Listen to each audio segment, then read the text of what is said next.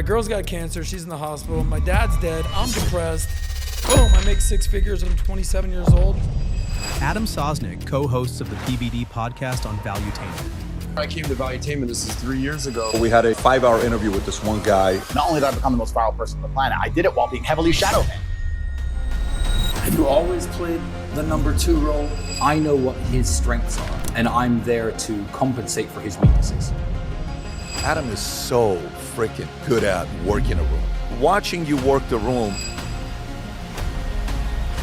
is magical. My father was a disabled, handicapped businessman. Every year he would make me and my sister and our family go volunteer at the Special Olympics. I had to bury my father, and I had to pick the words on the tombstone. Cancer, death, depression, everything. And then COVID happens. I said, nah, mother sucker, like I ain't letting this thing get me down.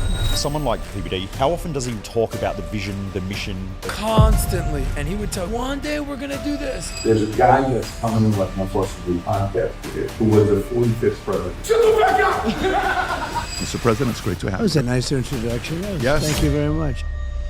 Adam is a master networker and has built a career that allows him to connect with some of the most influential people in the world. You wake up and you don't need someone to tell you to get to work. You're just like, yo, let's go. With his warm and charismatic personality, he engages with top influential people. So what's your advice to young men out there when it comes to chasing success? I'd focus on getting rich. Sharing valuable insights in a fun and lighthearted way. Free the nipple. You're like, sounds good to me. Right? So you've been in the podcast world for a long, long time now. What are some of the things that cause podcasters to fail so bad? Oh. And what are some of the ones that have allowed you and Pat and the people around you to be so successful in that area? If you're gonna start a podcast, number one, and then once you develop a following, at that point you can expand.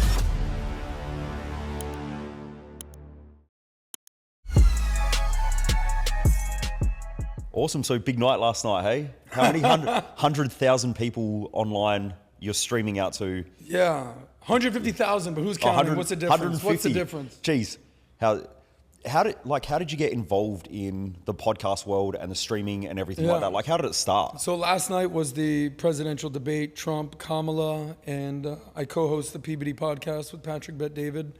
So it was a massive evening, monumental night, one of the biggest viewerships ever, basically, certainly for us. That's a lot of people. Most YouTube channels don't have 150,000 subscribers, much less watching live. But like with anything, good things take time. So you asked how did I get involved in podcasting or with Patrick? So I was, I'll give you guys, where's my camera right here? I'll give you guys, look, everyone has different phases of their life, different chapters. We're all writing a book of our life, right? Right now we're at the Mojo book right now. I'm just a chapter in your book right now. Maybe I'm just a little segment. But I grew up here in Miami. Shout out to the Content HQ, by the way. And grew up here in Miami, just a middle-class kid that was good at sports, decent at school.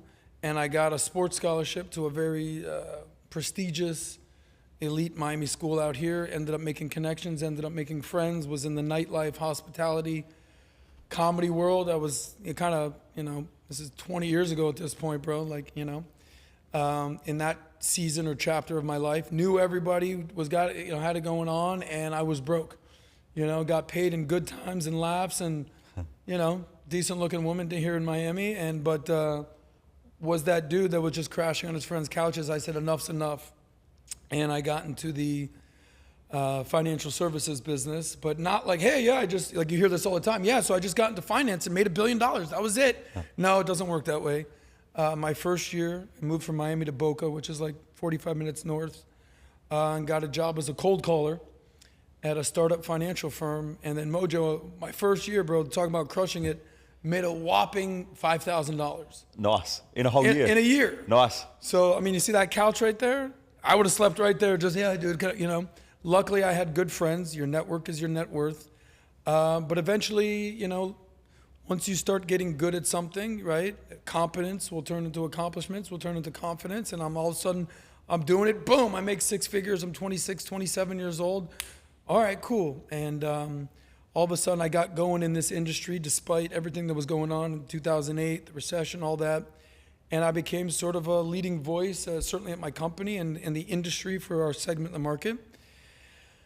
Fast forward to I'm the guy for the company that's going around and sort of the gospel of the finance industry, so to speak. And I'm working out in the gym, probably where I'd meet a guy like you, right, Mojo? And there's one other guy in the gym, and it happened to be a guy called Pat. No kidding. Yeah, so Patrick, Bet David, and I, just two dudes working out in the gym. Two dudes, one barbell type of thing. And end up just striking a relationship, just kind of like how we met the other day. Kept in touch. And then over the course of a few years, just, we weren't doing like massive visits together, just kind of kept in touch. We would run into each other every year at the same conference. And boom, I saw what he was doing on Valuetainment. This would have been like in 2016. I was like, yo, Pat, what? Because we were doing just traditional finance.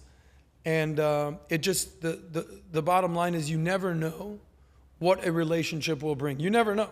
I had no idea that Patrick Bet David, who was the #1 channel in the world for entrepreneurs that has been starting this little thing, it had maybe 100,000 subscribers, if that, when I met him, if that. And now we're at 10 millions across the board on all our channels. We struck up a relationship. He kind of gave me a little insight as to starting a podcast. And then we teamed up about in 2019, right before COVID. We were talking about, all right, what can we do? And then I seized the moment during COVID because everyone was sort of frozen. What do we do? As much as I love it here in Miami, I was like, dude, I'm getting out of here. I moved to Dallas to team up with Pat because I saw that this opportunity was sort of slipping away due to COVID. And you can either, what do they say about fear? You can either like forget everything and run or face everything and rise. I was that dude in the middle of COVID. And, think about it. In the middle of COVID, I don't know how it was in Australia. I saw that you guys had like serious lockdowns. I packed up all my stuff, put it in storage, got on a flight, had like 17 masks on, a hazmat. People were like, dude, you're flying, what? I was like, well, yeah, let's go for it. And then landed in Dallas, and the rest is history. And I've been running with Pat since basically pre-COVID. So now I'm just going with him. What was it that you saw in Pat or in that opportunity? What was it that I saw in Pat or the opportunity? Yeah. That what made me want to pack all your shit up? Like if you're already doing well in finance and everything like that, why leave a perfectly safe and stable, secure job? Why hop on a plane? Why fly in a hazmat suit to, So another it's state? interesting. You said, everything's stable, everything, was going fine. At 25, I was my brokest friend. At 35, I became a millionaire. Amazing. And my big dream was somehow one day, if I get it together, I'll be a millionaire living in Miami, my hometown. Oh my God. I was living right down the street in a loft. It was amazing. I was in a relationship. It was awesome. And, but there's always something that you want more. There was always something you want more. And this is a weird story how I got here, but, I used to be in the nightlife party scene. I know you said you've never really done drugs or never drink. Done drugs. Have you ever drank? I used to drink. Okay. I used to obliterate myself. In fact, when I met Jess, my wife, I used to go over her house, and then this one day, she rings me up, and I was at work, and she's like, "Just wondering, did you throw up on the front lawn?" and I said, "Why is that?" And she goes, "Dad's here mowing the lawns, and there's spew everywhere." And I was like, "Maybe say hi to your dad for me." It was one of the kangaroos just showed up. So, in the course of my partying, I'm going to get to your question about why I wanted to do something.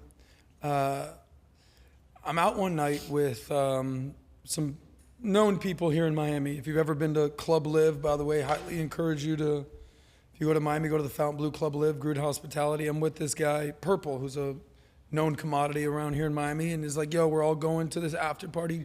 Jump in, let's go. Shout out to Perp. And we get to this house, everything in life is odds and ratio. So there's like 25 girls, 5 guys. And all right, I like this. I like the looks of this. We get to this house, ridiculous house, and it's Vin Diesel's house. Oh, no kidding. Yeah, and there's Vin Diesel sitting on a couch, and I'll never forget, cargo shorts and Timberlands. I was like, oh, this guy's living in the 90s, straight up. And he's smoking a cigarette, and we're just hanging out and having a good time. And what happens is, there's so many women running around, and everyone was behaving and respectful, but just like me and you, I believe relationships are the key to life, just, having a rapport. And we get to talking. And I say, we ended up hitting it off. And we all of a sudden, in the middle of this sort of like after party, we end up getting into this conversation with his like right-hand guy called Mikey.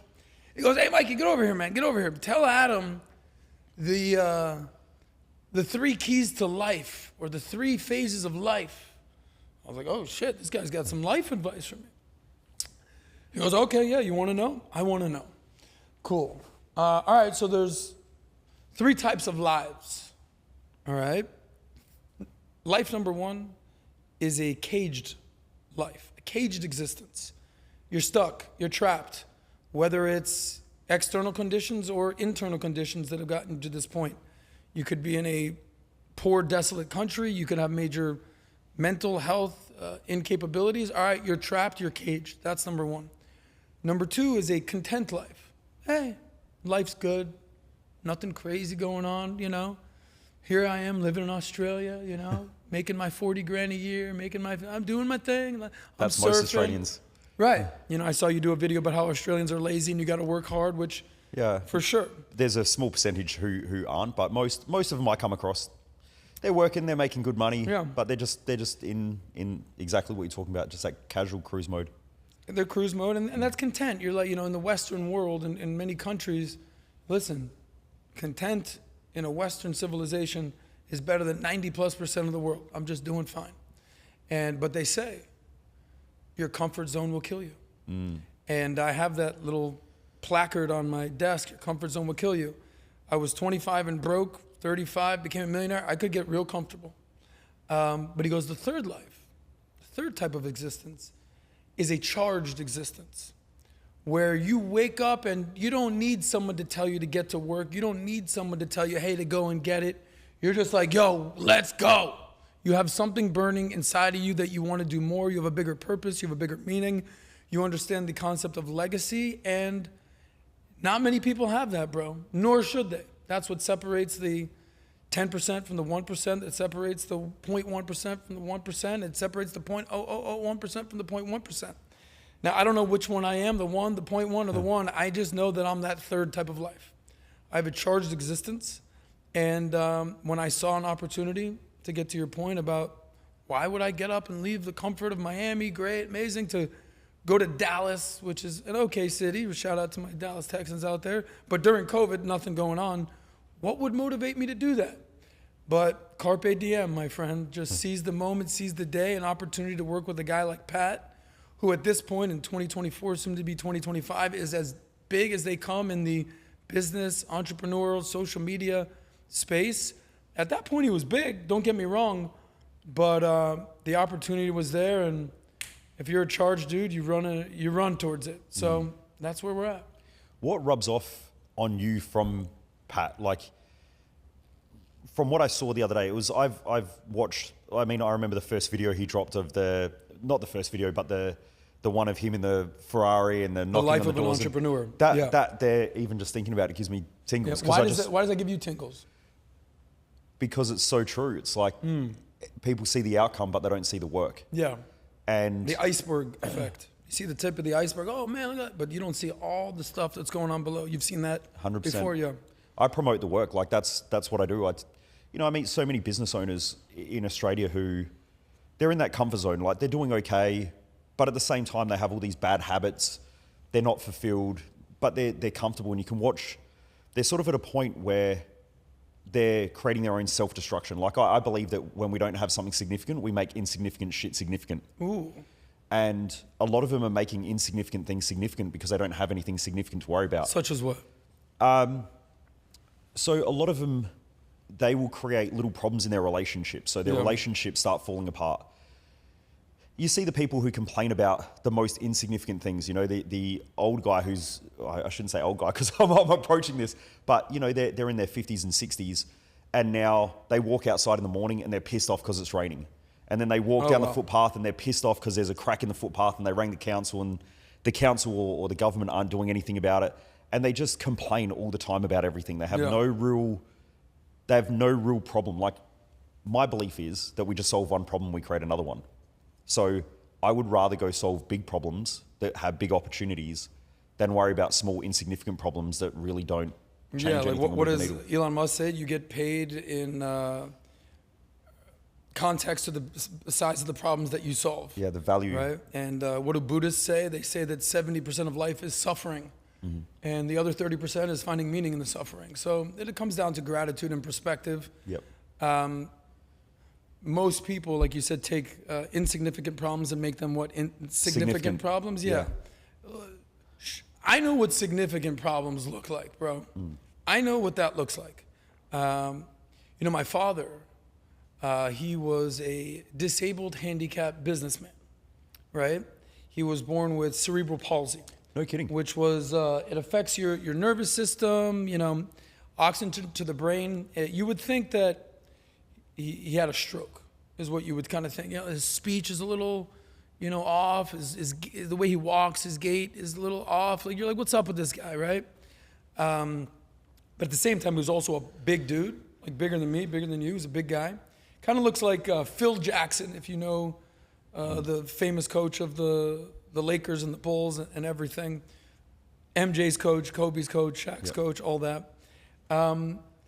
But he was very tough on me, very tough. And, there was a very tough situation with that guy. But he did teach me gratitude. Why?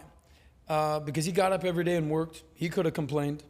He did complain, but he still got to work. I said, oh man, here's this guy that could have every excuse in the book. And sometimes he'd make them, but he'd still show up every day. And not only did he create a business, nothing crazy successful, but an advertising marketing business. He employed dozens of handicapped individuals. I almost said the R word because that was the word we used to use back in the day. I don't want to get canceled here. Retard. So, but not only that, every year he'd make me. Yeah, it's fine. Every year he would make me and my sister and our family and the people around us go volunteer at the Special Olympics. You ever done that at the Special Olympics? No. Oh man, it'll change your perspective. It'll give you gratitude real quick. So the guy out there who's complaining that it's raining, or the guy out there that's complaining he didn't get the job, or the girl out there that's complaining about the cracks in the sidewalks, whatever it is, go get a little perspective from people who are just lucky to even be alive. And it doesn't have to be Special Olympics. It can be in third world countries. It could be any type of situation where you really don't have the ability to just have a normal life. And that will teach you out of gratitude. So every year I would go to this thing. Now all my best friends here in Miami are actually, this is 30 years later, the ones running the Special Olympics. Wow. So now I have an opportunity to not only volunteer, which are called huggers. It's a hugger because after someone with muscular dystrophy or Down syndrome or cerebral palsy finish the race, your job is to do what? Give them a hug. Tell them how good they did. Now my friends are, CEOs, CFOs, C-suite executives at hugging.com type of thing, basically. And that'll teach you some gratitude real quick. So yeah, that will always be in my mind whenever, because look, we all have those days, bro. We all, fuck man, life's so tough. Can't believe it, this thing happened, or I was gonna do that, and I'm like, dude, relax.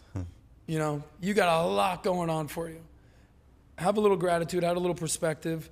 So that's something that I always can go to that well and be like, oh really, bro? That's what you're gonna complain about? You wanna be hugging in the Special Olympics, or you wanna be racing the Special Olympics? And that will put you in your place real quick.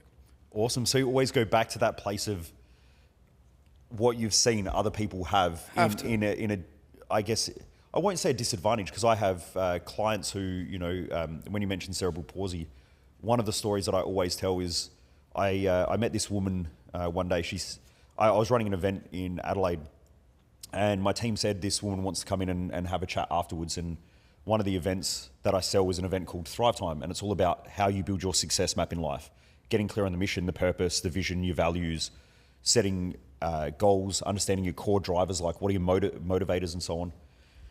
Anyway, so my team said, do you mind if she brings her son? I said, no, it's fine. Like, we'll just catch up in the morning and have a chat after the event. Anyway, she comes in and her son comes in and he's in a wheelchair. And I didn't know what the issue was or what the challenge was. But anyway, she comes over and she said, this is my son. And she said he has quadriplegic cerebral palsy. So he will never walk, talk, move properly again. And to cut a long story short, she said, here's my situation. When I was born, everything was great. We had our second child. We had the white picket fence. Husband owned a small business. Everything in life was great. After a couple of months, we realized it wasn't moving like a normal child, and we tried to take him to specialists and everything like that.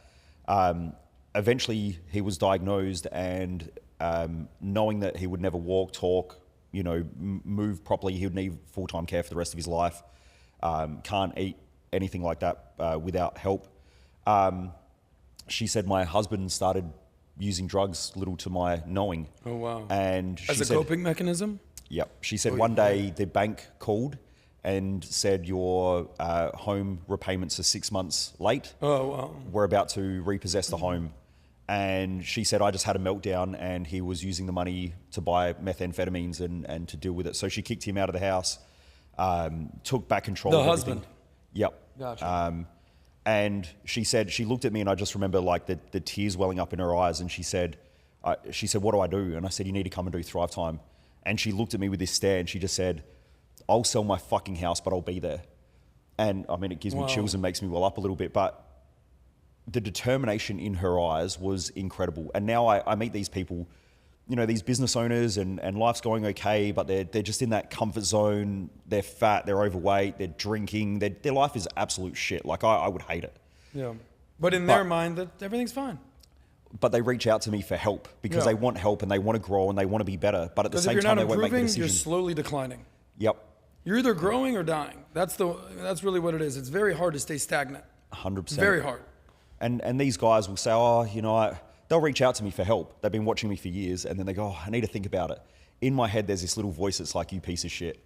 Like, you can't put an excuse in front of you when I've seen things like that. Like, that there is someone who is determined.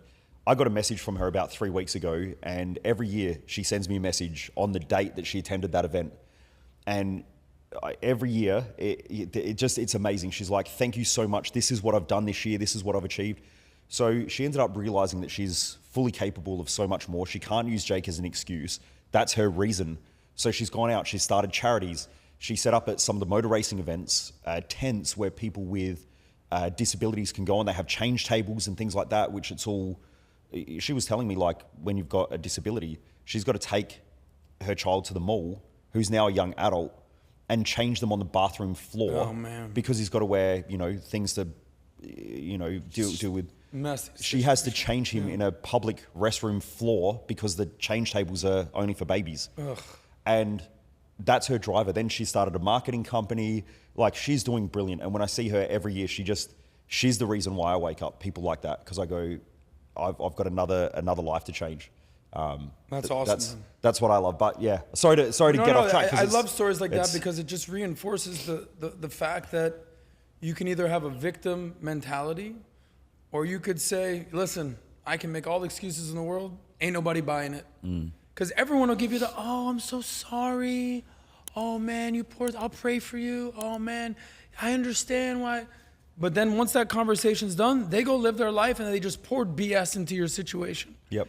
And, I met a guy at the vault in a wheelchair. I actually run into him getting out of the elevator. I'm getting in, whatever. And he's like, hey, I'm like rolling over to the vault, like literally, because he was staying across the street. I was like, oh, well, like, do you need a ride? And he's like, well, yeah, I guess. I mean, if, and he knew who I was. I was like, oh, awesome. His name's Griff, Jeff Griffin, Griff. If you see this, Griff. He's like, man, that'd be cool, whatever. And I was like, all right, I'm actually going in Vinny's car. Now, if you know Vinny, he's one of the other co-hosts on PBD Podcast, the crazy wild. I see the dude with the beard and the dude with the beard. He's a wild dude. And like, he's like, let's go, we gotta go, we don't wanna be late, blah, blah, blah, blah. And his car is like packed, filled to the brim. He's got stuff in there. And here I come rolling out of the hotel with this guy in a wheelchair. And I was like, hey, Vinny, meet Griff. He's going to come with us. Vinny's like, what are you, how's this guy in a wheelchair getting in my little car? He's got a little coupe. I go, well, let's make it work. It's all good. And he's like, man, I don't want to cause any issues. I was like, you're rolling with me, buddy. And we broke down the wheelchair. We fit it in, you know, Vinny. But I ended up spending the entire week with this guy, just hanging out with this guy. And super good looking guy. You know, you could tell he is a stud. He's married. I think he has 4 kids. Wow. But he got paralyzed when he was in his early 20s. He was playing football. There was an incident. I don't know what happened exactly. But as joyful and as filled with gratitude as a dude as you will ever meet. And it goes back to the whole victim mentality, woe is me. This guy teaches leadership and mentality. Awesome. And growth and mindset. You know how easy it would be if you're a super stud, good-looking dude, football player, what have you, and then that happens. Man, life sucks, blah, blah, blah, blah. And it's the exact opposite. So going back to the central theme, you could either make excuses and, you know, be a part of that camp, or just, all right, that sucks, but let's go. Let's figure this out. So that's the kind of guy that I want to be around. Whether it's just the mentality from a positive perspective, let me get this guy's mindset. He wants to hang out because I'm kind of getting access to all the places that. He's with the man. He's with, well, I don't know if Pat's the man, but it's also because of my father, because of my upbringing. My mother's a nurse, that whole nurturing, empathetic side. I'm like, dude, I just want to roll and just help you out. But he's that awesome of a dude that we're both giving each other value. And that's what friendship is. But you can either make excuses or you could either make moves. And I really enjoy working with people and interacting with people who are just making moves. I love that. You can make excuses or you can make moves. I love it. That's gone up on my wall. There it is, bang. Awesome. Now, I mean, there's so many questions I have, but one of them is, from the moment I met you, you have this personality where you make everyone around you feel comfortable. I was talking to you and Patrick's kids walked in, and straight away you just pop down to their level, you have a chat with them, you treat them almost like they're fully grown adults. You know, you told me about them. Yeah. Where does that come from, that I guess you could say charisma, or that personality of where you just want to bring everybody into your life and make them comfortable around you? It's funny that you use the word charisma, because I've been told that I'm charismatic or have charisma. I'll never forget, we were all, I must have been in 8th grade, and I always wanted to be a comedian. That was my whole thing. With my upbringing and my father and disabilities, I was never oh my God, I was oh, this is fucking crazy, kind of a thing. Yeah. But just kind of part of who, I guess, I don't know if it's nature or nurture, whether it was parenting, shout out to my mom and dad just for kind of being around, but I always kind of liked, hey, what's going on? I guess just sort of my DNA. But I remember this one time, a buddy of mine, Jeremy, he says, we were trying to pick up chicks or something in 7th or 8th grade. And you don't have game, you don't have all the moves or whatever. And I'll never forget him. And he goes, yeah, we're not doing so good. And we try to say the lines and the girls kind of get weirded out. I was like, yeah, sometimes, whatever. And he goes, not you, Adam.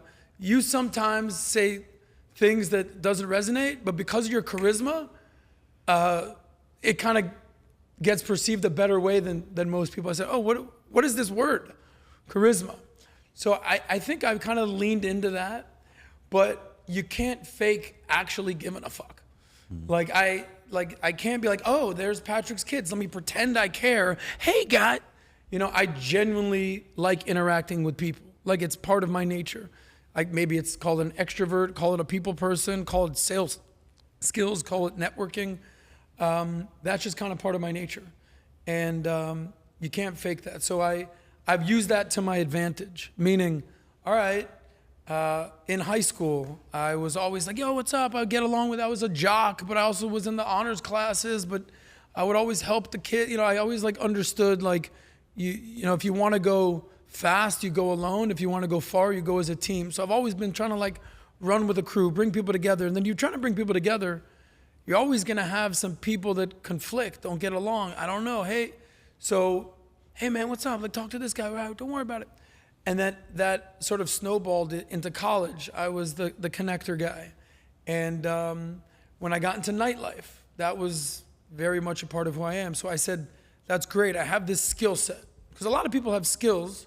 You know, they say skills pay the bills, degrees pay fees, kind of a thing. I have this skill set, but I'm not monetizing it. Clubs are fun, that's cool. Parties, all right, this, that, the other. Let me think how I could utilize sort of this gift that I have to monetize my skill set, which is genuinely like being a people person, connectivity, relationship driven. Some people are like, dude, I don't want to talk to anybody. Put me in front of a computer. Let me just do my thing. Respect. I like working with people like that because you need to kind of have the yin to your yang in a lot of times. So I got into the finance world. I'm not a hardcore numbers. I call them the bitty bops, the beep, beep, beep, beep, beep, you know. But I said, let me team up with some, what I call the geek squad at my financial company. You crunch the numbers. I'm going to bring in the business. Bada do you actually call them the geek squad? Yeah, I do. They don't like it all that much. I'm like, you guys are geeks, but I love you. So you familiar with the concept of Ikigai? Is that the consistent, never-ending improvement? Is that the Japanese thing? Yeah. Is that what it is? I think it is. I don't know. Okay. I'm just making shit up. Mojo's making shit up as we go. So, Jess, can you look it up? Ikigai. So it's essentially the concept of how do you find what you're going to do in life? A lot of people, should you go after the money or should you go after your passion? Well, you should do neither. Sorry, you should go after your Kaizen. talent. Kaizen is the consistent, never-ending. I think it's called Kaizen. Is the consistent, never-ending improvement. Ooh. I think it's purpose. Yep. Yeah. Well, it's finding really, and it's what are you good at? What does the world need? What is the world willing to pay you for? What do you enjoy? How can you monetize? It's sort of this simplified but elaborate way to find out what you're good at. Now, I wish I knew this Ikigai 20 plus years ago. I just kind of haphazardly fell into it, but I realized that is a very good blueprint to figure out what you're good at. And generally what I'm good at, like when I met you came up, hey, what's up? What's up? Like, how we doing? What's going on? Hey, have you met this person? Talk to this person. Remember, we got in a line to get a drink. I'm talking to the kids. I realized the kids, they need a little oomph, So I was a second grade school teacher for a minute when I was broke. Kidding. I was a camp counselor. All my best friends have kids. I like kids. Eventually, I'll have some kids of my own. But I think that just came natural to me. So the point is out there, this is why I never give advice. Like, you need to get out there and you need to network with everybody. Maybe that's not your thing. Yep. Maybe you don't need to network with anybody. Maybe you need to get in front of a computer and get to editing and get to working and get to coding, and that's your thing. Cool. So different strokes for different folks right here. So that was my thing, and it's just, it's called weaponizing your talent or monetizing your talent or capitalizing on your talent. Not everybody's the same, but it's important for you to recognize what you're good at, because there's a difference between a talent and a passion. If I can just follow my passion, I'll just sit outside in South Beach and watch hot chicks run all day. Oh, this is pretty cool. I don't get paid for that, right? So networking, building relationships. Do you know the etymology of the word passion means to suffer? No. So the etymology or the history of the word. Dude, I don't means even to know what suffer. etymology means. It's the history and the meaning of the words. Fuck, so this guy Mojo is teaching me stuff. Well, I go back and study that stuff because when you read ancient philosophy, Marcus Yeah. Aurelius, when you read Meditations, Of he course. says that it's dangerous to follow your passions. And he says avoid the passions. But everyone skips over it. I go back and I study the words and the language behind it, and it means to suffer. The word compassion means to suffer with others. Wow. Yeah. This guy just blew my mind a little bit. Yeah. I'll tell you why he blew my mind. Because before I joined Valuetainment, Patrick gave me a homework assignment. He said, read this book. It's called Meditations by Marcus Aurelius. The famous Stoic, Stoicism, everything with that. And the famous story with Marcus Aurelius was that he would have a slave follow him around everywhere and constantly remind him, like, you're just a man, you're not that important, you're gonna die soon too. Just reinforcing, yes, you are the Caesar, but you're just a man, kind of a thing. But you learned that compassion is to suffer with others and that passion is to suffer. Yes. So what's the correlation with passion and suffering? So it comes, the original etymology has to do with Christ. So it was passion talking of the about Christ. Yeah, Bam. suffering on the cross. But there's a difference between love and passion. So we get into an intimate relationship or we do things that we're passionate about because we see more benefits than disadvantages. But the truth is everything is neutral. So like in life, making money has benefits but also disadvantages. When you understand that, you can follow what you love because love is both sides. So when you love your intimate partner, you know their upsides and their downsides, their best and their worst. So kids are a great example. Every parent knows that their kids are both their dream and their nightmare. If they love their kids, right? Oh yeah. That's love. So true love is understanding both sides. You actually understand the person, the ups and the downs. Whereas passion is higher upsides, less downsides. The reason why we need that is because in an intimate relationship, when we date, if people really found out who you really were, no one would ever date us. Especially on the first date. Yeah. Imagine sitting down and going, here's all my dirty laundry. What do you think? What's the famous joke that Chris Rock says? He goes, you don't show up to the date. You're not yourself on the first date. You don't send yourself. You send your representative. He's representing you. Yes, if she knew what you were really thinking, she'd run out the door. 100%. Right? So, but to stay there on the passion side of things, follow the money, follow the passion. Don't do either. Follow your talent. So what do you tell people when it comes to, I'm really passionate about this. I want to follow my passion. How do you use this, Marcus Truly? Aurelius? Yeah, I say you're fucked because you're going to go up. You're going to chase something that you have a fantasy about, and then you're going to realize that it comes with a whole bunch of shit that you weren't prepared for. When you're prepared for it, like part of the reason why I teach what I teach and that event that I spoke about before, Thrive Time, was I was always chasing my passions. I thought the money was going to be easy. When I make this money, I'm going to have this great life, and it's going to be, easy, and then I'm going to, Jess and I'll get married, and everything will be sweet. But what I wasn't aware of is all the work and the effort, and like our relationship, you're always working on it. Money and finance, you're always working on it. Relationships, you're always putting in effort. There's always, in all relationships, there's conflict, there's challenges, there's disagreements, and so you're always working through things. My belief is that when you live a life that you love, you take on the challenges and the adversities that are meaningful to you. That's what I teach. When you live a life that you love, you take on the, challenges and adversities that are meaningful to you. Meaningful to you? Yes. Ooh. So screw your passions. Well, what was your passions? You're saying that you wanted to... when I was younger? Yeah, you're saying I was following my passions and it was a road to nowhere. Going out partying all the time. Okay. So I was a super social guy as well. I didn't have close friends growing up.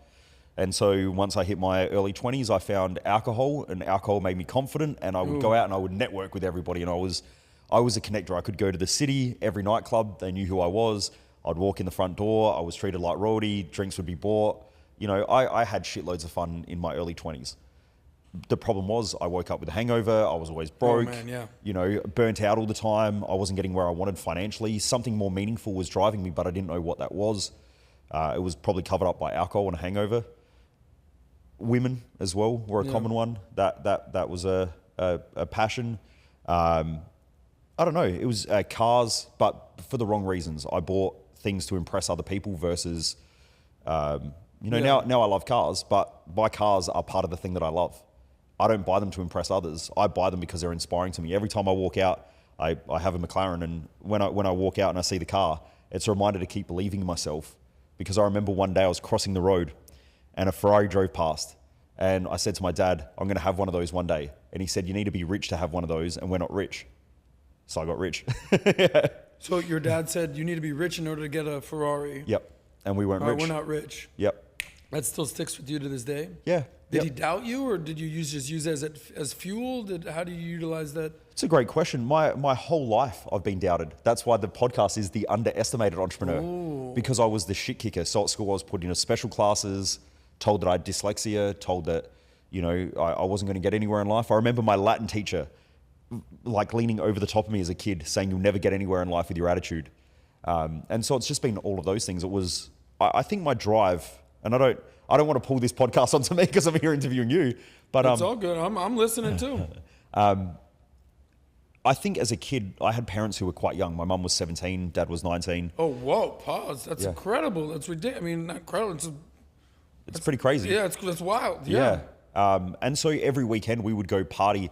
They had a big, my parents You'd go were very party with social. your parents? They weren't even 21. Yeah, yo, the baby's in the club. Let's go. 100%. So I went to these crazy parties. Like the shit that I could tell you that happened is phenomenal.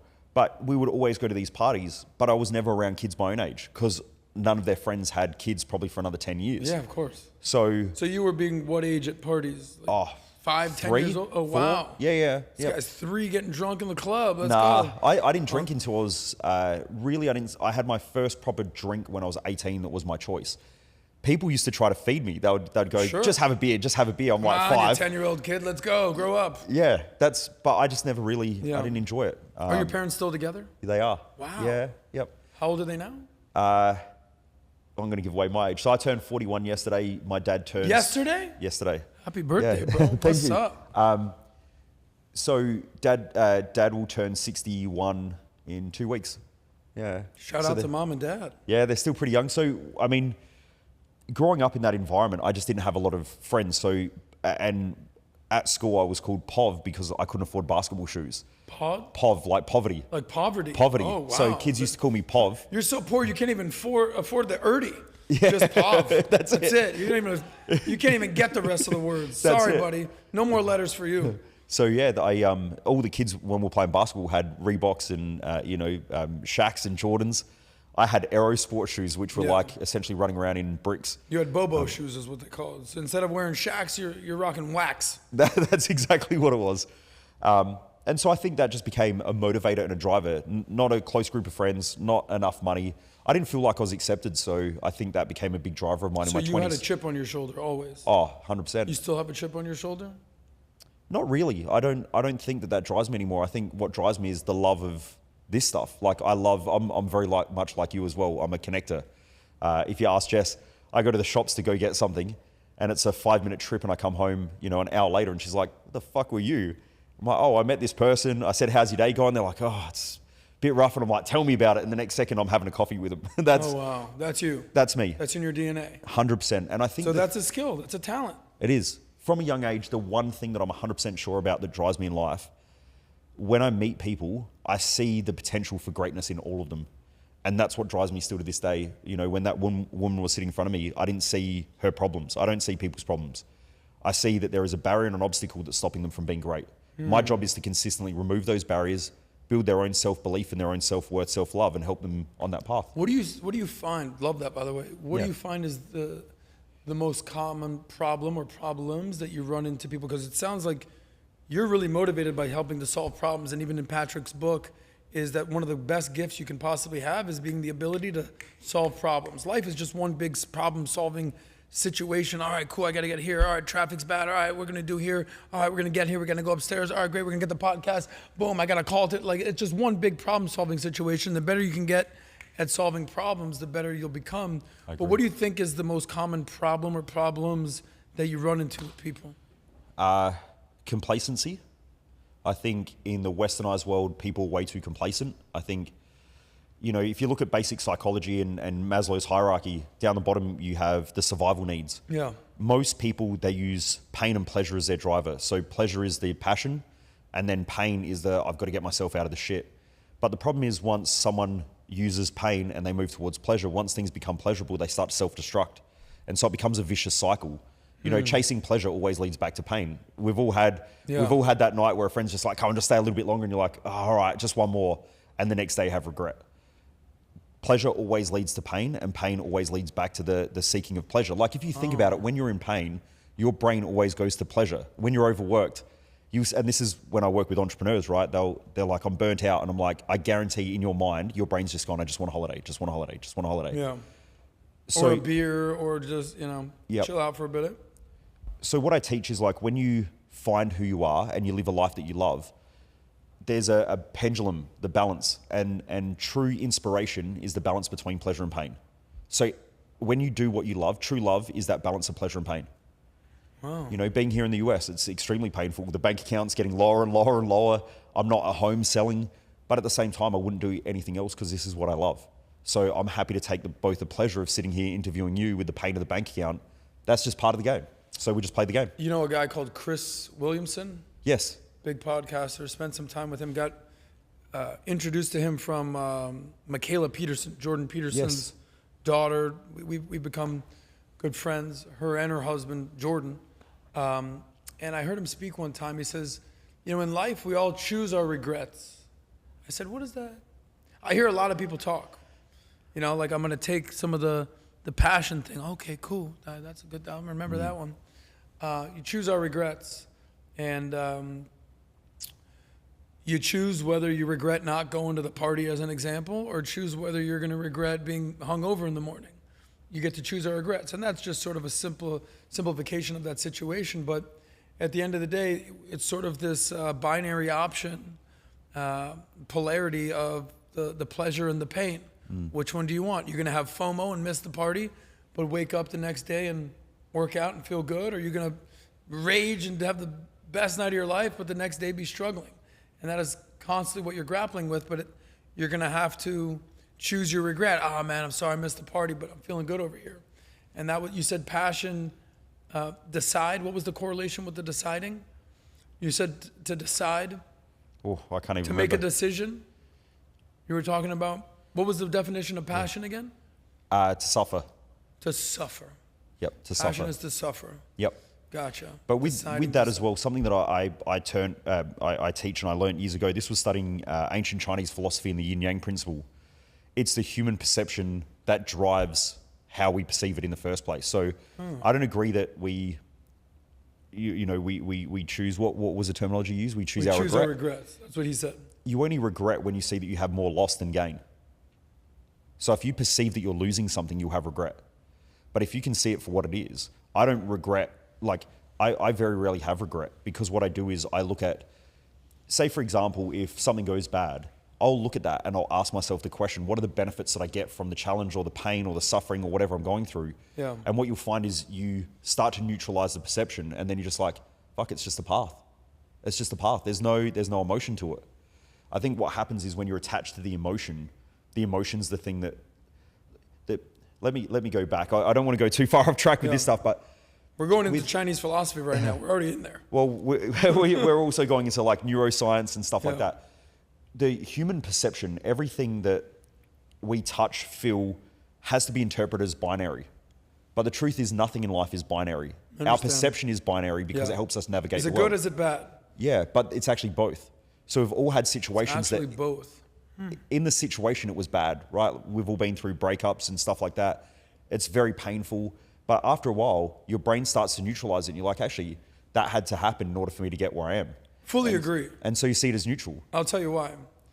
Neutral, that's one word. They say any growth that happens after a loss, right? 100%. If all you do is win and you just, there's no lesson to be learned. It's keep going, but when you lose, or lose publicly, as you do sometimes in podcasts, on camera, internet is forever. That's where you have to go back to the drawing board in anything, whether it's podcasting, whether it's business, whether it's a bad breakup, a public loss that people know about, even if it's a private loss as well. You have to go back to the drawing board and be like, damn, what could I have done better? And that's where growth happens. And it happens to everybody. And you have to find common themes in your own life, because advice is great. Awesome. Personal development, self-development, okay, great. All right, that little thing right there. What I've learned about myself is when something bad happens, dude, for the first hour, maybe even for the first day, I'm these motherfuckers, like the things I'm thinking right now. But as time goes on, what do they say, that time heals all wounds? The next day I said, all right, cool, that happened. Got it. What do I want to do? Do I want to complain about it? Nobody cares. Genuinely, nobody gives a shit. What do I want to do now? And then that's the moment you go, aha, I should have done that. Or next time I'm going to do this. Growth happens. And then it just turns into strategizing and getting 100%. Better.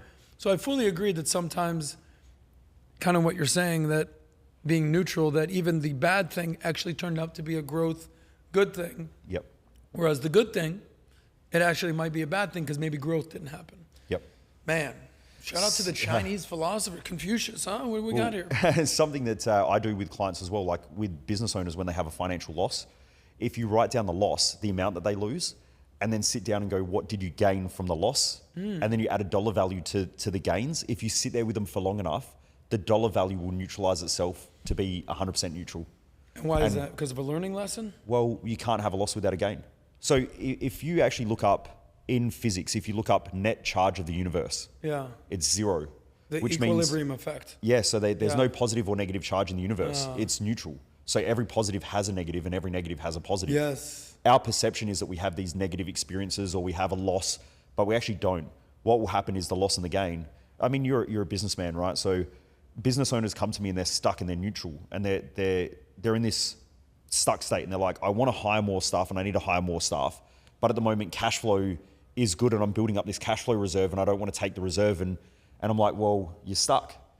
You build the cash, then you use the cash and you go buy resource. Yeah. Then that resource, that puts the cash in the negative, but now you've got a positive in the staff. Yes. So it's just this cycle that goes around. It's a positive and a negative. When they're attached to the money, but they want to grow the business, they can't make a decision because they see that if I grow that, I lose that. And so it causes them to be stuck. So you can't have a benefit without a drawback. At the end of the day, this is physics, but it's life. Yeah. For what is it? For every action, there's an equal reaction. What is it? What is that? Newton? Yep. Equal but opposite reaction. I can't believe I'm talking about Isaac Newton right here. This guy. We're gonna cut that. It's gonna blow up over the internet. 10th grade chemistry teacher, whatever it was, but I'm learning right now. All right, cool. Whenever something bad happens, what's the good from it? Whenever something good happens, what are the ramifications from that? When I spent money on this, I got X. When I didn't spend money on this, I saved this.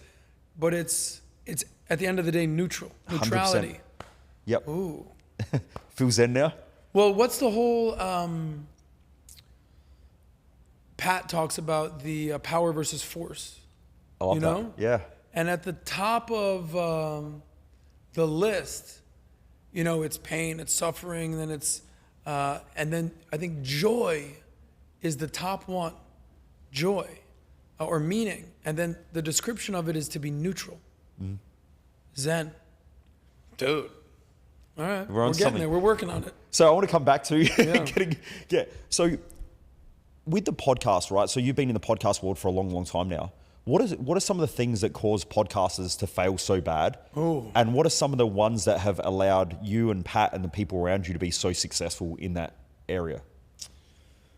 So if you're going to start a podcast, which I've done, and it's not easy, or a social media brand, what have you, number one, why are you doing it? Because you want to tell your story? Because you want to wrong a right, or right a wrong? You want to, it can be as simple as, well, everyone's doing it, so let me do it. But what you're going to soon to find is that you need to have a little bit more of a why. And for anybody out there that's going to start something, what I would say is that niche down, because the riches are in the niches. You have no idea, hey, I want to start a podcast and I want to tell everybody my story and I was doing this and I've made this money and I want to help people and what I want to do and say is I was like, nobody cares. Everybody's starting a podcast at this point. What separates you? Why are people going to listen to you? When I started doing social media, I was the last to the game on everything.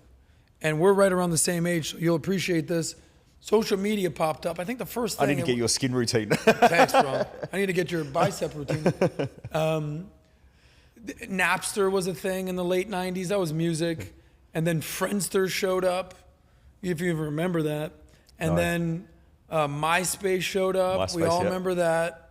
Dude, I had none of these things. And, my story was the same buddy who told me I had charisma, Jeremy, he was the guy. I remember asking him in 1996, I swear to God on my life, I remember calling him and saying, hey, Jeremy, what's the difference, genuine question, what's the difference between the internet and email? What is it? Think about this. I don't know. I've never sent an email or been on the internet. People are doing it all of a sudden in the late 90s. That back in the dial-up days? Dude, dial-up. AOL, welcome, you've got mail. Someone calls the phone in the next second, your internet's Geez, cut. bitch, I told you not to call me. So, it just, the world has come so fast. But he's always like, hey, you got to get on Friendster. I was like, well, I got real friends in real life. I got to do it online now? Man, you're missing the boat. You got to do it. You got to do it. You got to do it. All right, cool. I'm going to get on Friendster. I get on Friendster. He's like, Friendster? Everyone's on MySpace now. What are you doing? I'm like, I just got on Friendster. So you got to get on MySpace. You got to get on MySpace. You got on MySpace. All right. I'll get on MySpace. MySpace? Everyone's on Facebook now. What? Okay, Facebook. For years, and I'm doing nightlife, I'm doing partying, I'm texting people, yo, party tonight, calling people. Imagine, hey guys, we're doing a big party tonight. South Beach, Miami, let's go. Who calls people these days? You post on Instagram, you're done. So I'm still living in the Stone Ages because I just value the, hey, calling, whatever. So for years, my friends said, you got to get on Facebook, bro. You got to get on this, you got to get on that. And finally, after I'm talking like, come on, let's go, buddy. I get on Facebook, and what do you think happened? Facebook? Everyone's on Instagram. Yep. I'm like, dude, I'm done. I'm fucking done. I'm chasing this social, So finally I get onto Instagram. I'll never forget because I was going through a breakup with the girl that I ended up getting engaged to, and we broke up, and we got back together. It was one of those crazy stories. So I say to my buddy, who's like a freaking gazillionaire at this point, he's killing it, and he goes, you're single now, Adam, like, you got to get on Instagram. And I'm like, really? This whole time? Like, so I get on Instagram, and I realize the following. I am late to the cool contest. I am late to being the cool guy. I missed all the opportunities to take the picture on the jet and in the Bahamas with the chicks and the club. I missed it all. So I said, what's the famous phrase? Don't skate to where the puck is, skate to where the puck is going. I believe Wayne Gretzky. I said, I missed the cool contest. I missed the Friendster and the MySpace and whatever social media things. I missed Facebook. I'm late on Instagram. Where's Instagram going? This cool contest thing can't last. I said, but what I am good at is teaching people who were formerly broke, because I was, how to actually handle money and make money and save that money. So let me build a personal brand before I even knew what a personal brand was of, hey man, save that money. And I started doing that type of content. What's my point?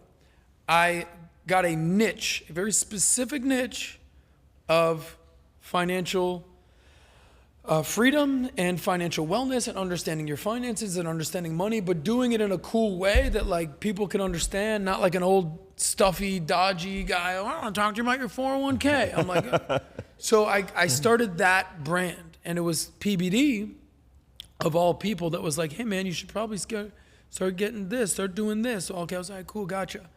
So what's my ultimate point here? You got to start somewhere.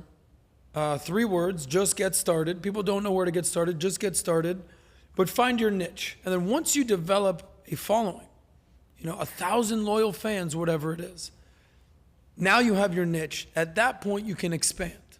So where I've seen people fail is they're doing it for all the wrong reasons. What's the number one wrong reason? I want to be famous. Listen, bro, I'm YouTube famous. It ain't that cool. It's cool, but it's not like I don't wake every day, dude, famous Instagram guy. No, don't care. The overarching motivation is delivering value, because when you can see yourself like you did with the lady with the son in the wheelchair, actually impacting lives, actually changing lives, actually influencing in a good way, not just for the sake of being an influencer, because you're actually helping people. That's the biggest motivation there is. They say that happiness is having meaning and purpose to your life. I want to be happy. What the fuck's happy? What is happiness? I'm just happy, Me eating 12 donuts right now would make me happy right now, but that's not happiness. We're going to film that for content. Yeah, there it is. Dude, I don't know if I'd even need a donut, but at this point. But the consistency and the persistency and the resiliency to just keep going and having a reason to do it. So where I see people failing with podcasts and social media is man, I thought this would be a lot easier. I thought I'd be a lot more famous. I thought I'd be making a lot more money. No, you won't. Are you doing this to feed something? Here's the last part with this. Whatever your social media brand is, and this is why I respect what you're doing, right, Mojo? It needs to feed another business. Don't just do it, like what's your favorite sport? Oh, probably motor racing. Motor F1, racing? yeah. Why aren't you doing a motor racing podcast? It's not my thing. But you love it. You like it. It's your favorite sport? No, it's not, but I wouldn't, it's not my love. My love is helping people. Okay, cool. Yeah. I love basketball, bro. Yeah. Love basketball.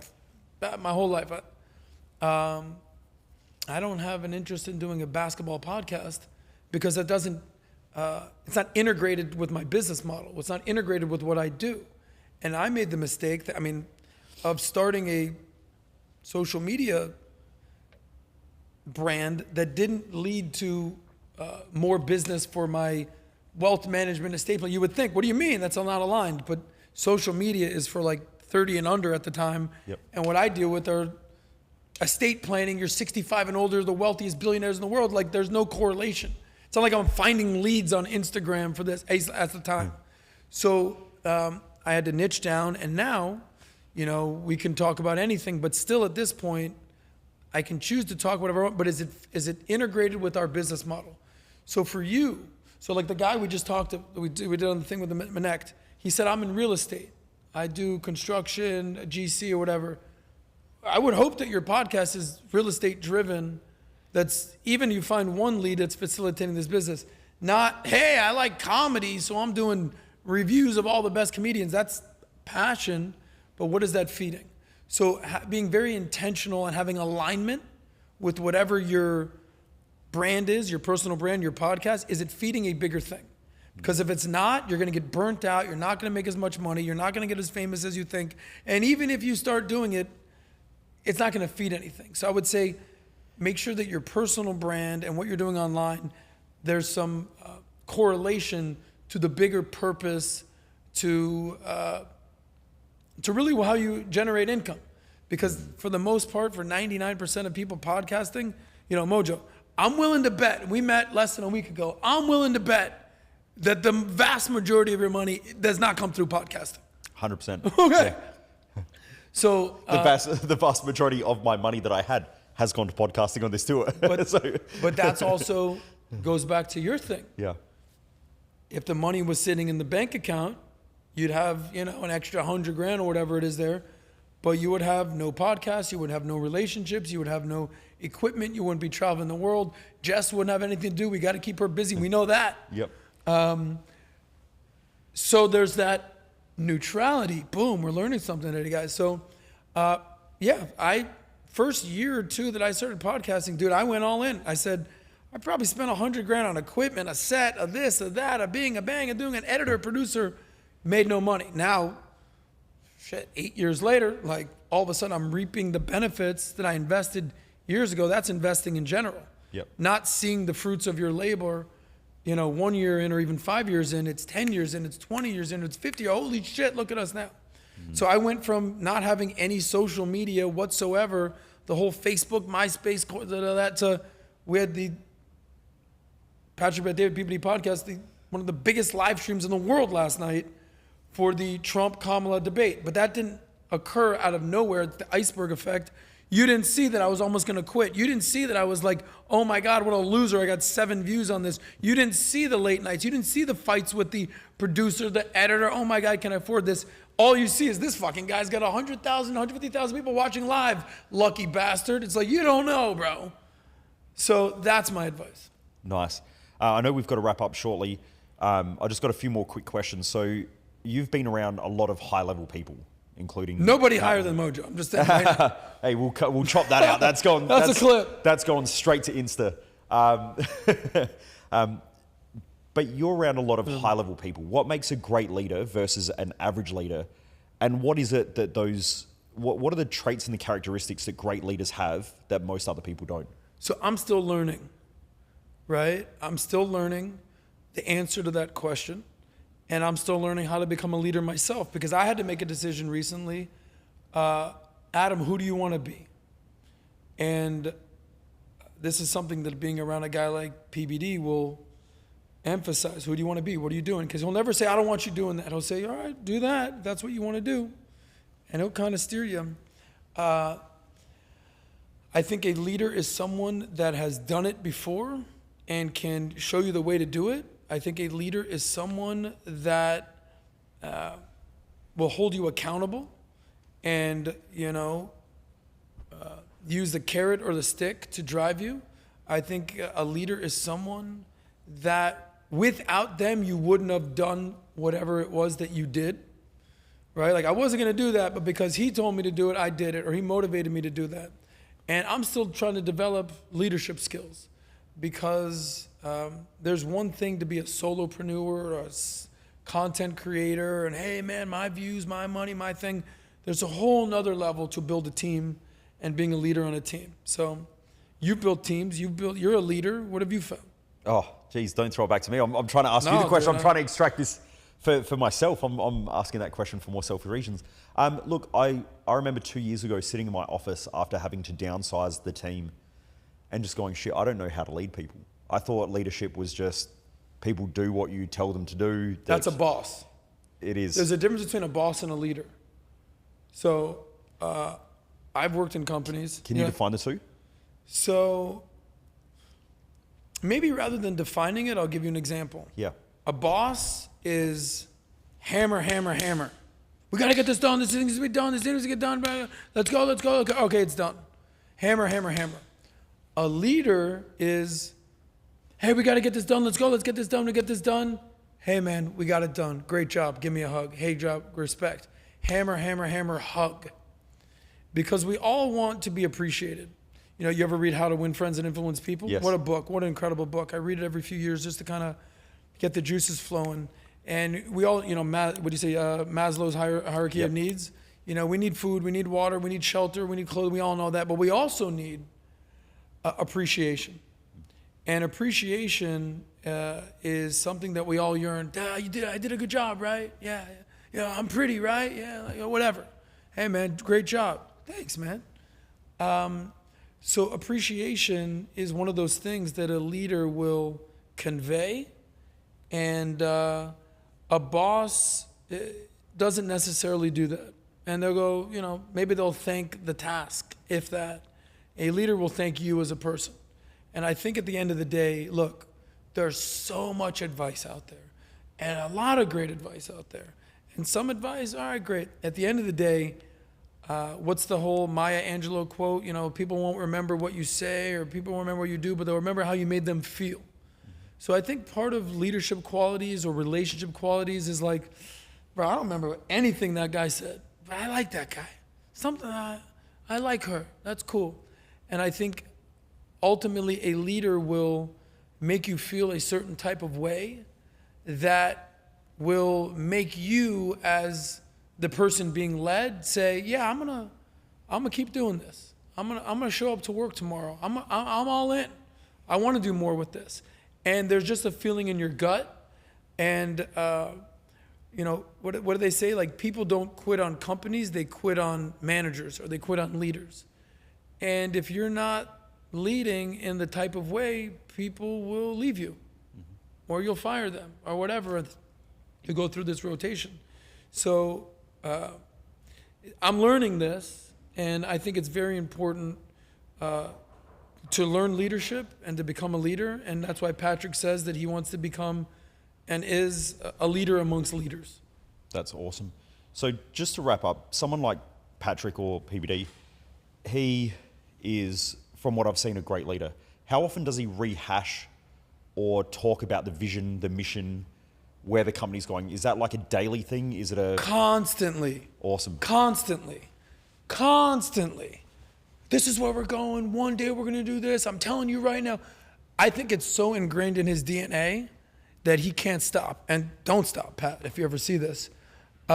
It's so constant that you would think, like, sometimes I'm like, I get it, Pat. We're going to take over the world. I get it. Like, but you always need to remind people where we're going. You always, cast the vision. You always need to do these types of things. And I think just as someone he has built a ridiculous company that he sold, PHP, And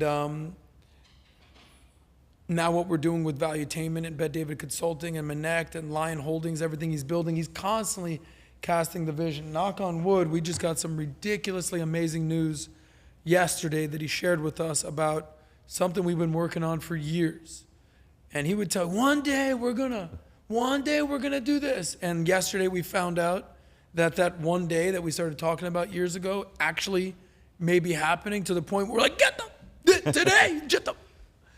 And he was just constantly, one day. And look, we talked about there's levels to things and there's chapters to things. Okay, so why would a guy like me need a guy like Patrick Bet-David? Because we all need people that have been there and have done more and that can hold you accountable. I didn't have massive dreams. I had dreams. I want to be a millionaire in Miami. It's a pretty cool dream. Pat's dream, we're going to take over the world. That's a pretty big dream, dude. So for me, I'm like, oh shit, taking over the world now? Like, I just wanted to take over downtown Miami and like South Beach a little bit, maybe. Maybe we'll get our way up to Aventura. I don't know if we can go to the Grove. But now we got to take over the world. Holy shit, I need to dream bigger. I need to think bigger. So there's always somebody that you can have in your corner that is thinking bigger and that you're like, I didn't think that far ahead. That's who that guy is. So I need that, because as much as I'm, charged, I'm living a charged existence, you can always kind of creep back into, why do I need to work hard? It's a freaking Friday. I'm living in Miami. Like, well, where are you going? Where are you going? You're leaving early? You're part of the 459 club? What's going on? No, Pat. No, I'm not, kind of a thing. So we all need that kick in the ass. That's what I would say about a leader, especially my relationship with Pat, because of we're friends, we're business partners, we're content partners. He's also my mentor. He's also a big brother. He's also in a weird way, a father type figure, because I see what he's doing with his kids. The best thing I can say about that is he'll give me a kick in the ass when I need it, and he'll give me a dap up bro hug when I need it. And that's what I think a leader is. That's amazing. Now, finally, last question. What occupies your mind currently? Oh, shit. And why? What occupies? Apart from boats and hoes. Boats and hoes. Yeah, well, there was a part of my life where that took up a big chunk of my brain. So we just left the Vault conference, right? It was amazing. That's where we met. We were at Flagler Mansion. Mm-hmm. The guy who built Florida, one of the, talk about a crew. He was hanging with the Rockefellers and the Carnegies. What a crew. The men that built America. Seeing a house like that and that whole, he was like, okay, we got some work to do. What occupies my mind currently? I'm going through the next chapter of my life. We started this podcast talk about we all have chapters in our lives, right? So in 2019, I sort of closed a chapter of my life where in 2019 I had sort of the worst year of my life. The girl that I was dating ended up getting cancer. Oh my God, crazy, whatever. Thank God she's okay now. A couple months after that, my father passes away. We talked about the relationship with my father and the ups and downs with that. I'm a pretty jovial, happy-go-lucky dude. I get along with people. I'm getting depressed. What the F? I don't feel like working. I'm just doing that. End up talking with Pat. This is end of 2019, because I would see him at that same meeting I talked about where I met him at. And that's how we started talking about joining Valuetainment, what this looked like. And I was just in a funk, no bigger funk than on Christmas Eve. And I'm Jewish, so you would think, why on Christmas Eve? It's because every year, for whether it was my previous relationship or the relationship before that, the girl I was dating, they celebrated Christmas. And I'd be with them. So I didn't realize that for the past decade, I've just been celebrating Christmas with whatever, my girl, my ex, this girl. And now I found myself alone at home on Christmas Eve. What's the Adam Sandler, the lonely Jew on Christmas kind of a thing. My girl's got cancer. She's in the hospital. My dad's dead. I'm depressed. I'm feeling bad for myself. Fuck, I don't even have presents under the Christmas tree because I don't have a Christmas tree because I'm Jewish. Anyway, All right, lowest moment of my life. Horrible situation. New Year's comes a few days later. One of my best friends, he said, what's up, bro? We're going out. It's New Year's. Let's go. Let's go. We're going out in Miami. I was like, I'm not going out, dude. He goes, shower up, you fucking pussy. Like, I'll be there in an hour. Get ready. We're going out. And it's something about midnight and fireworks. You'll snap out of whatever you're dealing with. Boom. And 2020 shows up. And it's almost like, all right, I'm back. I said, there's no way that 2020 can be worse than what I just dealt with in 2019. Cancer, death, depression, everything. Lonely Jew on Christmas. And then COVID happens. I said, nah, mother sucker. Like, I ain't letting this thing get me down. And that's when I took my hazmat suit, my 12 masks, and moved to Dallas to team up with Pat. And I've been on essentially since 2019, since we started that, to basically right now, basically 5 years of just running and gunning with Pat, to the point where I didn't have to take a step back and say, who do I want to be? What do I want to do next? So that's the chapter I'm writing now. What does Adam actually want to do? I've solidified my place and what we're doing with Valuetainment. I love running with the team that we have. I love the fact that the top of the org chart is just an absolute beast in all the right ways with Patrick Bet-David. I'm honored to be around him. People pay him $50,000 an hour to sit with him. He pays me to hang out with him. It's a pretty unique situation. Gratitude, gratitude, gratitude. But for every what? Positive, there's a negative, there's whatever. So, all right, cool. Some of the negative is like, I didn't even realize who I want to be, you know? So I'm writing that chapter. And I'm finding out who I want to be. I'm finding out who I want to become. And the next time that I see you, maybe we'll discuss that chapter in the book. But that's sort of being written right now. That's amazing. Well, you're around the right man, because that's what I do for a living, is that exact thing. Tell me. We got to help you build your success map, right? Okay. Like, you just have a lack of clarity. If you don't know where you're going, you don't know where you're going. Oh, I know. I'm getting a lot of clarity right now. So that's part of everything we learned at the Vault. Is who do you want to be? Getting clarity, honing it in. So I'm putting all that together. Not that I can't use your help. I'll use it. Believe me. Yep. To sort of come to the team with like, this is what I want to do next to help the company. Because if you can help the brand and help the company, you're always going to help yourself. And that's 100%. That's what I'm focused on right now. Yeah, it sounds like you're unclear on your own personal mission in life. I certainly was. Yep. And I'm getting clarity. Like, I have my own show. It's called Saucecast, right? So, it's PBD Podcast, and I co-host that, and I have my own. I haven't shot anything in a month. And I'm like, yo, dude, I'm not doing anything until I get clear on what I want to do. Yep. So I'm doing a lot of writing and a lot of strategizing. I'll make time to come on Awesome Dudes podcast if it can fit the schedule, because it's actually allowing me to get clear on what I want to do. But the clarity is so important. Yeah. Hey man, I'm trying to go somewhere. Do you have a map? No, I'm just going. All right, you might want to get a fucking map, buddy. Yep. Clarity is that map and that blueprint. And before you start driving, it might be like, all right, that's where I want to go. I want to drive from Miami to LA. I'm not just going to get in a car. I'm going to say, all right, I'm going to go through here. It's going to take me a while, but that's where I'm going. That's the vision. That's the mission. Let me get clear. Are you sure you want to drive across the country to LA? Are you sure? You could fly. You could hitchhike. I mean, what do you want to do? Are you sure? And ask yourself that question. I'm sure. And then when you're clear, you go for it. And then, as you know, in this metaphor, life is a highway. You're going to have to get off the highway, get gas, go to a rest stop, get a ticket. Oh my God, holy shit, my car almost got towed. All right, cool. We got the car. Who's that girl? How's she in the car now? I don't know. Let's have some fun. All right, what's going on here now? All right, cool. Keep driving. Let's go. Boom. And just like the iceberg, you're going to make it to LA, but nobody saw everything you dealt with to get there. But that's how you'll get to where you want to go. But it starts with getting clear on where you want to go. That's amazing. Well, thank you for your time today. I really do appreciate it, especially on such short notice.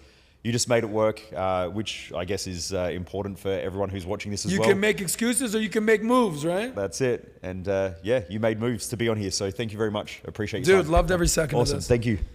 Subscribe to my friend Mojo's podcast right now, okay? If you know what's good for you. You see those guns right there? He's coming for you. Awesome.